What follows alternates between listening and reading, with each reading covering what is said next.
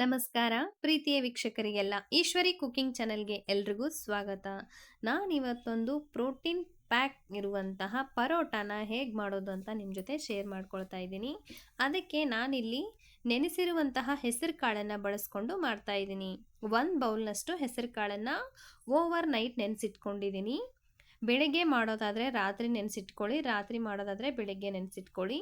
ಅದಕ್ಕೆ ಖಾರಕ್ಕೆ ಅನುಗುಣವಾಗಿ ಹಸಿರು ಮೆಣಸಿನ್ಕಾಯಿ, ಹಾಗೆ ಒಂದು ಈರುಳ್ಳಿ, ಒಂದು ಕ್ಯಾರೆಟು, ಸ್ವಲ್ಪ ಶುಂಠಿ, ಸ್ವಲ್ಪ ಬೆಳ್ಳುಳ್ಳಿ, ಹಾಗೆ ಸ್ವಲ್ಪ ಜೀರಿಗೆ.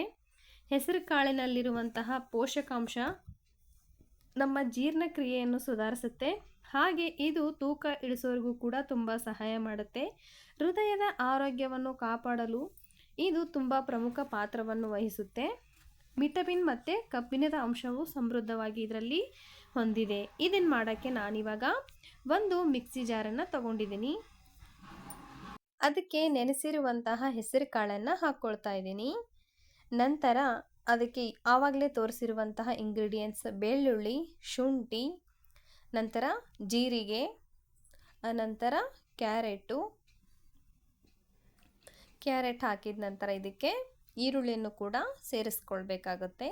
ಖಾರಕ್ಕೆ ಅನುಗುಣವಾಗಿ ನೀವು ಹಸಿರು ಮೆಣಸಿನ್ಕಾಯಿನ ಸೇರಿಸ್ಕೊಳ್ಳಿ. ಖಾರ ಜಾಸ್ತಿ ಇಷ್ಟ ಅಂದರೆ ಸ್ವಲ್ಪ ಜಾಸ್ತಿನೇ ಹಾಕ್ಕೊಳ್ಳಿ. ರುಚಿಗೆ ತಕ್ಕಷ್ಟು ಉಪ್ಪನ್ನು ಹಾಕ್ಕೊಂಡು ಟೀ ಕುಡಿಯೋ ಲೋಟದಲ್ಲಿ 1/4 ಲೋಟದಷ್ಟು ನೀರನ್ನು ಹಾಕ್ಕೊಂಡು ಇದನ್ನು ನಾವು ಗ್ರೈಂಡ್ ಮಾಡ್ಕೊಳ್ಬೇಕಾಗತ್ತೆ. ಇದು ತರಿಯಾಗಿರಬಾರ್ದು, ಫೈನ್ ಪೇಸ್ಟ್ ಹಾಕಿ ಗ್ರೈಂಡ್ ಮಾಡ್ಕೊಳ್ಳಿ. ಯಾವ ಬೌಲಲ್ಲಿ ನೀವು ಹೆಸರು ಕಾಳನ್ನು ತಗೊಂಡಿರ್ತೀರ ಅದೇ ಬೌಲಲ್ಲಿ 1 ಬೌಲ್ನಷ್ಟು ಗೋಧಿ ಹಿಟ್ಟನ್ನು ತಗೊಳ್ಬೇಕಾಗತ್ತೆ. ಗೋಧಿ ಹಿಟ್ಟು ಬೇಡ ಅಂದರೆ ಅದರ ಬದಲು ಕಡಲೆ ಹಿಟ್ಟನ್ನು ಕೂಡ ಯೂಸ್ ಮಾಡ್ಕೊಳ್ಬಹುದು. ನೋಡಿ, ಒಂದು ದೊಡ್ಡ ಪಾತ್ರೆಗೆ ನಾನು ಗೋಧಿ ಹಿಟ್ಟನ್ನು ಹಾಕಿದ್ದೀನಿ. ನಂತರ ಒಂದು ಚಿಕ್ಕದಾಗಿ ಕಟ್ ಮಾಡಿರುವಂತಹ ಮೀಡಿಯಮ್ ಸೈಜ್ ಈರುಳ್ಳಿನ ಸೇರಿಸಿದ್ದೀನಿ. ನಂತರ ರುಚಿಗೆ ತಕ್ಕಷ್ಟು ಉಪ್ಪು. ನೆನಪಿರಲಿ, ಉಪ್ಪು ಆವಾಗಲೇ ನಾವು ಮಿಕ್ಸಿ ಮಾಡಬೇಕಾದ್ರೆ ಹಾಕ್ಕೊಂಡಿದ್ವಿ, ಸ್ವಲ್ಪ ಕಡಿಮೆನೇ ಹಾಕ್ಕೊಳ್ಳಿ. ನಂತರ ಚಿಟಿಕೆ ಅರಿಶಿನ, ಸ್ವಲ್ಪ ಇಲ್ಲಿ ಅಚ್ಚ ಖಾರದ ಪೌಡ್ರನ್ನ ಹಾಕ್ಕೊಳ್ತಾ ಇದ್ದೀನಿ, ಇದು ಆಪ್ಷನಲ್. ಅನಂತರ ಇಲ್ಲಿ ಓಂ ಕಾಳನ್ನು ಹಾಕಿದ ನಂತರ ಸ್ವಲ್ಪ ಚಾಟ್ ಮಸಾಲನ್ನು ಕೂಡ ಸೇರಿಸ್ತಾ ಇದ್ದೀನಿ. ನಂತರ ಇದಕ್ಕೆ ಕೊತ್ತಂಬರಿ ಸೊಪ್ಪನ್ನು ಹಾಕ್ಕೊಳ್ತಾ ಇದ್ದೀನಿ. ಇದನ್ನು ಮೊದಲಿಗೆ ಡ್ರೈ ಮಿಕ್ಸ್ ಮಾಡ್ಕೊಳ್ಬೇಕಾಗತ್ತೆ. ಪೂರ್ತಿ ಕಂಪ್ಲೀಟಾಗಿ ಎಲ್ಲ ಹಿಟ್ಟಿಗೂ ಉಪ್ಪು ಖಾರ ಸರಿಯಾಗಿ ಹದವಾಗಿ ಸೇರಿಕೊಳ್ಬೇಕು. ಆ ಥರ ಇದನ್ನು ಚೆನ್ನಾಗಿ ಮಿಕ್ಸ್ ಮಾಡ್ಕೊಳ್ಳಿ. ನಂತರ ಇದಕ್ಕೆ ಮಿಕ್ಸಿ ಜಾರ್ನಲ್ಲಿ ನಾವು ಆವಾಗಲೇ ಗ್ರೈಂಡ್ ಮಾಡಿ ಇಟ್ಕೊಂಡಿರುವಂತಹ ಪೇಸ್ಟನ್ನು ಹಾಕ್ಕೊಳ್ಬೇಕಾಗತ್ತೆ. ಕಂಪ್ಲೀಟಾಗಿ ಎಲ್ಲವನ್ನು ಹಾಕಿಕೊಳ್ಳಿ. ನೋಡಿ, ಈ ಥರ ಪೂರ್ತಿಯಾಗಿ ಪೇಸ್ಟನ್ನು ನಾನು ಹಿಟ್ಟಿಗೆ ಸೇರಿಸ್ಕೊಳ್ತಾ ಇದ್ದೀನಿ. ಪೇಸ್ಟನ್ನು ಕಂಪ್ಲೀಟಾಗಿ ಹಾಕಿದ್ಮೇಲೆ ನನಗೆ ಸ್ವಲ್ಪ ಅರಿಶಿನ ಕಡಿಮೆ ಅಂತ ಅನ್ನಿಸ್ತು, ಅದಕ್ಕೆ ಇನ್ನೂ ಸ್ವಲ್ಪ ನಾನು ಅರಿಶಿನವನ್ನು ಆ್ಯಡ್ ಮಾಡಿದ್ದೀನಿ. ಇದಕ್ಕೆ ನೀರು ಹಾಕುವಂತಹ ಅವಶ್ಯಕತೆ ಏನಿಲ್ಲ. ಆವಾಗಲೇ ನಾವು ಮಿಕ್ಸಿ ಮಾಡಿದ್ವಲ್ಲ ಆ ಪೇಸ್ಟನ್ನು ಈ ಡ್ರೈ ಹಿಟ್ಟನ್ನು ಹಾಕಿಬಿಟ್ಟು ಚೆನ್ನಾಗಿ ಕಲಿಸ್ಕೊಳ್ಬೇಕು. ನಾರ್ಮಲ್ ಚಪಾತಿ ಹಿಟ್ಟನ್ನು ಯಾವ ರೀತಿ ಕಲಿಸ್ಕೊಳ್ತೀರಾ ಅದೇ ಥರ ಇದನ್ನು ಕೂಡ ಕಲಿಸ್ಕೊಳ್ಳಿ. ಹಿಟ್ಟು ಇನ್ನೂ ನಿಮಗೆ ಬೇಕಾಗುತ್ತೆ ಅನ್ನೋದಾದರೆ ಇನ್ನೂ ಸ್ವಲ್ಪ ಒಣ ಗೋಧಿ ಹಿಟ್ಟನ್ನು ಹಾಕ್ಕೊಳ್ಬೇಕು, ನೀರನ್ನು ಯೂಸ್ ಮಾಡಬಾರ್ದು. ನೋಡಿ, ಈ ಥರ ಚೆನ್ನಾಗಿ ಇದನ್ನು ಕಲಿಸ್ಕೊಳ್ಬೇಕಾಗತ್ತೆ. ಇದು ತುಂಬ ತೆಳುವಾಗಿದೆ ಅಂತ ನಿಮಗನ್ಸಿದ್ರೆ ಸ್ವಲ್ಪ ನೀವು ಮತ್ತೆ ಗೋಧಿ ಹಿಟ್ಟನ್ನು ಹಾಕಿ ಚೆನ್ನಾಗಿ ಮಿಕ್ಸ್ ಮಾಡಿ. ಉಪ್ಪು ಖಾರ ಏನಾದರೂ ಕಡಿಮೆ ಆಗಿದ್ದರೆ ಈ ಟೈಮಲ್ಲಿ ಹಾಕಿ ನೀವು ಮಿಕ್ಸ್ ಮಾಡ್ಕೊಳ್ಳಿ. ನಂತರ ಸ್ವಲ್ಪ ಕೈಗೆ ಎಣ್ಣೆನ ಹಚ್ಕೊಂಡು ಈ ಥರ ರೋಲ್ ಮಾಡ್ಕೊಳ್ಳಿ. ಈ ಥರ ರೋಲ್ ಮಾಡ್ಕೊಂಡ ನಂತರ ಇದನ್ನು ಒಂದು ಬೌಲ್ಗೆ ಟ್ರಾನ್ಸ್ಫರ್ ಮಾಡಿ 10 ನಿಮಿಷ ಇದನ್ನು ರೆಸ್ಟ್ ಮಾಡಲಿಕ್ಕೆ ಇಡಬೇಕಾಗತ್ತೆ. ನಿಮಗೆ ಟೈಮ್ ಇಲ್ಲ ಅಂದರೆ ಆವಾಗಲೇ ಕೂಡ ಮಾಡ್ಕೊಳ್ಬಹುದು. ನೋಡಿ, ಇವಾಗ 10 ನಿಮಿಷ ಆಗಿದೆ. ನಂತರ ನಾನಿಲ್ಲಿ 2 ಪ್ಲಾಸ್ಟಿಕ್ ಪೇಪರ್ ಶೀಟನ್ನು ರೆಡಿ ಮಾಡ್ಕೊಂಡಿದ್ದೀನಿ. ನಿಮ್ಮ ಹತ್ರ ಒಬ್ಬಟ್ಟು ಶೀಟ್ ಇದೆ ಅಂದರೆ ಅದರ ಮೇಲೂ ಕೂಡ ಮಾಡ್ಕೊಳ್ಬಹುದು. ಇವಾಗ ಒಂದು ಶೀಟನ್ನು ನಾನು ಸೈಡಲ್ಲಿ ಎತ್ತಿಟ್ಕೊಂಡು ಅದಕ್ಕೆ ಸ್ವಲ್ಪ ಕೈಗೆ ಎಣ್ಣೆನ ಹಚ್ಕೊಂಡು ಒಂದ್ಸರಿ ನಾವು ಪರೋಟ ಮಾಡೋಕ್ಕೆ ಎಷ್ಟು ಬೇಕೋ ಅಷ್ಟು ಹಿಟ್ಟನ್ನು ತಗೊಂಡು ಕೈಯಲ್ಲಿ ರೋಲ್ ಮಾಡ್ಕೊಳ್ತಾ ಇದ್ದೀನಿ. ನೋಡಿ, ಈ ಥರ ರೋಲ್ ಮಾಡ್ಕೊಂಡ ನಂತರ ಇವಾಗ ಒಂದು ಸೀಟನ್ನು ಪಕ್ಕಕ್ಕೆ ಇಟ್ಕೊಂಡು ಫಸ್ಟಿಗೆ ಆ ಸೀಟಿಗೆ ಸ್ವಲ್ಪ ಎಣ್ಣೆನ ಅಪ್ಲೈ ಮಾಡಿಕೊಂಡು ಅದರ ಮೇಲೆ ಇವಾಗ ತಗೊಂಡಿರುವಂಥ ಉರುಳೆನ ಇಟ್ಕೊತಾ ಇದ್ದೀನಿ.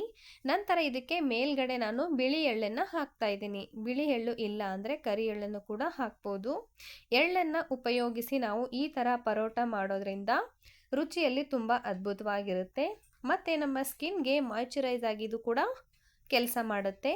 ಮೇಲೆ ಸ್ವಲ್ಪ ಕೊತ್ತಂಬರಿನ ಗಾರ್ಲಿಷ್ಗಾಗಿ ಹಾಕಿದ್ದೀನಿ. ಆನಂತರ ಅದೊಂದು ಪ್ಲಾಸ್ಟಿಕ್ ಸೀಟನ್ನು ಅದರ ಮೇಲೆ ಇಟ್ಕೊಂಡು ಚಪಾತಿ ಹೇಗೆ ನಾವು ರೆಡಿ ಮಾಡ್ತೀವೋ ಅದೇ ಥರ ಈ ಪರೋಟನೂ ಕೂಡ ರೆಡಿ ಮಾಡ್ಕೊಳ್ಬಹುದು. ನಿಮಗೆ ದೊಡ್ಡದು ಬೇಕಂದರೆ ದೊಡ್ಡದು, ಚಿಕ್ಕದು ಬೇಕಂದರೆ ಚಿಕ್ಕದು, ನಿಮ್ಮ ಅಳತೆಗೆ ಅನುಸಾರವಾಗಿ ಪರೋಟ ಅಂತೂ ಸಿದ್ಧ ಆಗುತ್ತೆ. ನೋಡಿ ಎಷ್ಟೊಂದು ಈಸಿಯಾಗಿ ಸುಲಭವಾಗಿ ಪರೋಟ ಅಂತೂ ರೆಡಿಯಾಗಿದೆ. ನೋಡೋಕ್ಕೆ ಎಷ್ಟೊಂದು ಅಂದವಾಗಿ ಚೆಂದವಾಗಿ ಕೂಡ ಕಾಣಿಸ್ತಾ ಇದೆ. ನೋಡಿದ್ರೇ ಹಾಗೆ ತಿಂದ್ಬಿಡಬೇಕು ಅಂತ ಅನ್ನಿಸ್ತಾ ಇದೆ. ಅಷ್ಟೊಂದು ಸಖತ್ತಾಗಿ ಪರೋಟ ರೆಡಿಯಾಗಿದೆ. ಇವಾಗ ಈ ಕಡೆ ನಾನು ತವೆನ ಬಿಸಿ ಮಾಡೋಕ್ಕಿಟ್ಟಿದ್ದೆ. ಬಿಸಿಯಾಗಿರುವಂತಹ ತವೆಗೆ ಮಾಡ್ಕೊಂಡಿರುವಂತಹ ಪರೋಟನ ಹಾಕಿ ಮೇಲ್ಗಡೆ ಸ್ವಲ್ಪ ಎಣ್ಣೆನ ಅಪ್ಲೈ ಮಾಡಿಕೊಂಡು ಅದರ ಮೇಲೆ ಒಂದು ತಟ್ಟೆನ ಮುಚ್ತಾ ಇದ್ದೀನಿ. ತಟ್ಟೆ ಮುಚ್ಚಿ ಬೇಯಿಸೋದ್ರಿಂದ ತುಂಬ ಬೇಗ ಬೇಯುತ್ತೆ ಅನ್ನೋ ಒಂದು ನಂಬಿಕೆ. ಆ ಕಾರಣಕ್ಕೆ ತಟ್ಟೆ ಮುಚ್ಕೊಂಡು ಬೇಯಿಸ್ತಾ ಇದ್ದೀನಿ. ಇವಾಗ ಒಂದು ಸೈಡ್ ಆಗಿದೆ, ಮತ್ತೊಂದು ಸೈಡ್ ಓಪನ್ ಮಾಡಿ ಮತ್ತೆ ಈ ಸೈಡನ್ನು ಕೂಡ ನಾನು ಸ್ವಲ್ಪ ಎಣ್ಣೆನ ಹಾಕ್ಕೊಂಡು ಆನಂತರ ಮತ್ತೆ ತಟ್ಟೆನ ಮುಚ್ಕೊಳ್ತಾ ಇದ್ದೀನಿ. ನೀವು ಕೂಡ ಯಾವ ರೀತಿ ಮಾಡ್ತೀರಾ ಅಂತ ಕಮೆಂಟ್ ಬಾಕ್ಸಲ್ಲಿ ತಿಳಿಸಿ. ಹಾಗೆ ಒಂದೇ ಥರ ಪರೋಟ ತಿಂದು ಬೇಜಾರಾಗಿದ್ದರೆ ಈ ಥರ ಕೂಡ ಟ್ರೈ ಮಾಡ್ಕೊಳ್ಳಿ. ನೋಡಿ ಎರಡು ಸೈಡು ಕೂಡ ತುಂಬ ಚೆನ್ನಾಗಿ ಪರೋಟ ಬೆಂದಿದೆ. ಇದೇ ರೀತಿ ನಾನು ಇನ್ನೊಂದು ಪರೋಟನ ಮಾಡಿ ನಿಮಗೆ ತೋರಿಸ್ತಾ ಇದ್ದೀನಿ.